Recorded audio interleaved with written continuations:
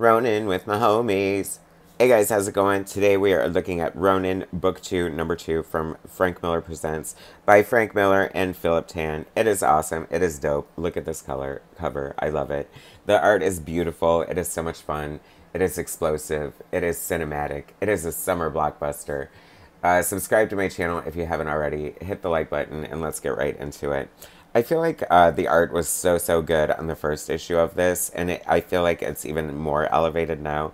I feel like there's so much more nuance with the screens, tones, created, written, layouts, and edited by Frank Miller.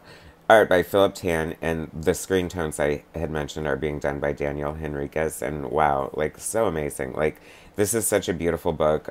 It's in black and white, and sometimes it feels like it's in color. Does that make sense? Lettered by John Workman. I have something to say about that. Artist, producer, Silen Thomas, and artist, assistant editor, Pete Carlson. We cannot leave out Dan DiDio, publisher, the man responsible for lighting a fire under Frank Miller's ass and getting the ball rolling on this. By the way, there is a teaser art for House Ad at the end of this. You're going to want to stick around to the end of the video to see it. That's all I'm saying. All right. So here we go. A sequel to Ronin. It is just beautiful. Nothing but like 2-page spreads and just like, you know, typical like just Frank Miller, just, you know, lyrical storytelling. It's beautiful. You know, it's so funny because John Workman does letter this. I believe he must letter digitally now based on his font. And it looks slightly different from what I remember the John Workman lettering like, but I see nuances up there. But I have to say, nothing will ever beat hand lettering.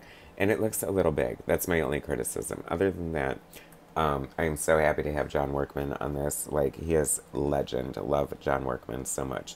I don't know, you know, this kid, this woman, this Ronin, this demon, fighting a lot of monsters. It's so weird. It's very, like, I don't know, is this like David Lynch's Eraserhead, or like what the hell is going on here?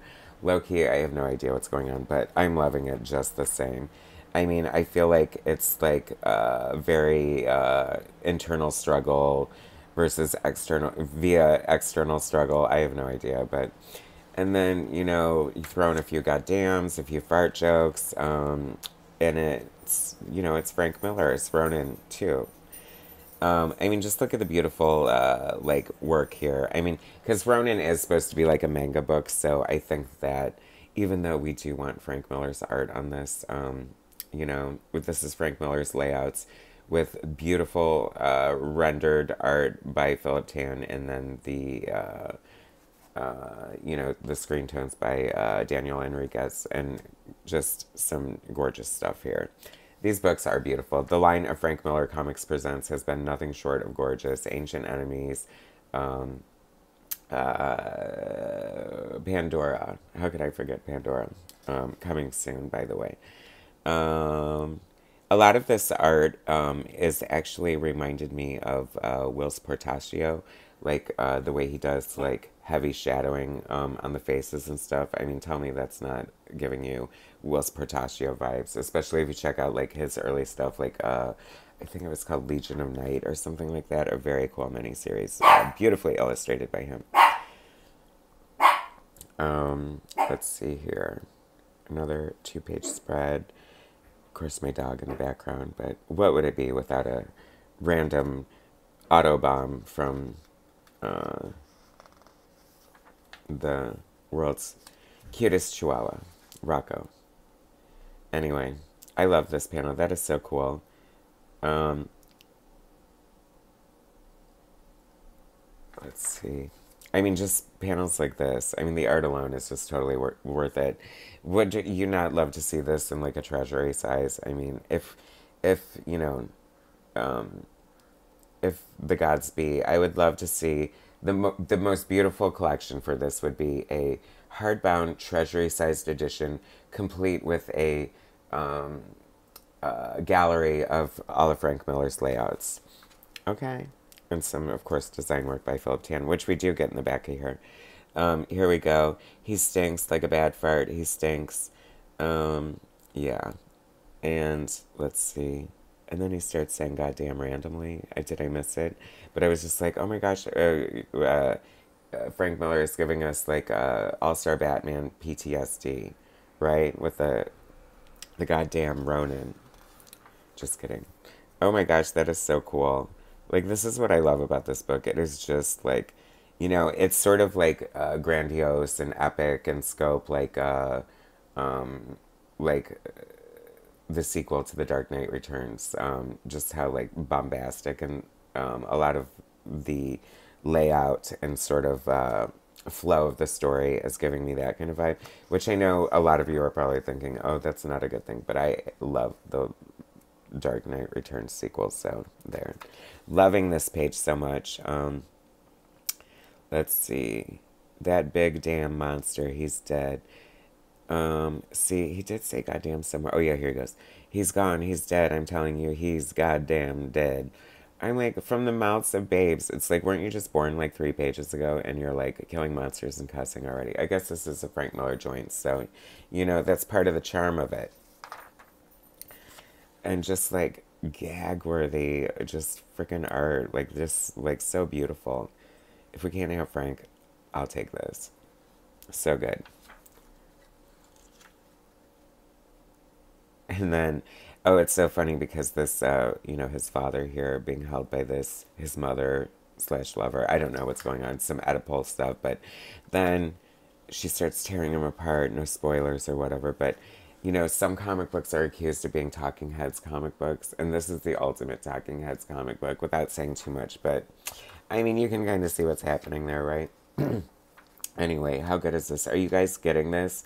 I feel like this isn't being like hyped enough. Like, I feel like people need to like get on the bandwagon with this Frank Miller Comics Presents, because you're getting a full line of fully realized comics and characters and stories by the top talent in comics with amazing production. It's been coming out in time. I mean, like, it's hitting all the, Frank Miller coming out of retirement, basically. I mean, it's ticking all the boxes for a must-have comic book, right?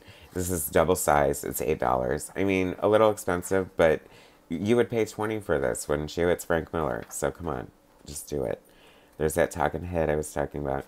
See, this is why, I'm waiting, Dan, for that collection, because I just know that I can just see the Frank Miller layout in my mind here, and I'm salivating. And then the art of Phillip Tan. Interesting how his concept, because he's working, I guess he's not really working much off Frank, and you can see somewhat of a difference, right? But, I mean, Phillip Tan is a mega talent and a perfect choice for this book. This is what I was talking about. Yes, worth the price of admission alone. Wanted, Sin City, 1858. Coming soon, Frank Miller Comics presents Blood and Dust. Oh my gosh, I am dying. I hope this is the Frank Miller one and not the Milo Manero one. I imagine that fate wouldn't be so cruel as to like tease that, because I don't think the Milo one is done yet, to be honest with you. But wow, like, what is going on here? Sin City, 1858. That looks freaking amazing. I cannot wait. I mean, when? Okay, so Frank Miller presents Ronin Book 2, Number 3, on sale soon. Dun, dun, dun. Cannot wait. Looks so great. Frank Miller presents. Iconic. Fantastic. You guys need to get this book. You need to get out there and collect these books. Get in, and, we're still early in the game. I find sometimes, like, I see, like, issue 5, 6, 7, and I never picked up one. Don't be that person. You don't want to miss this. This is an event. A great, great comic book. I love it so much. Frank Miller's Ronin Book 2. Get it now, if you like. But more importantly, subscribe to my channel, hit like, and share my content, and I'll bring you more later. Thanks, guys.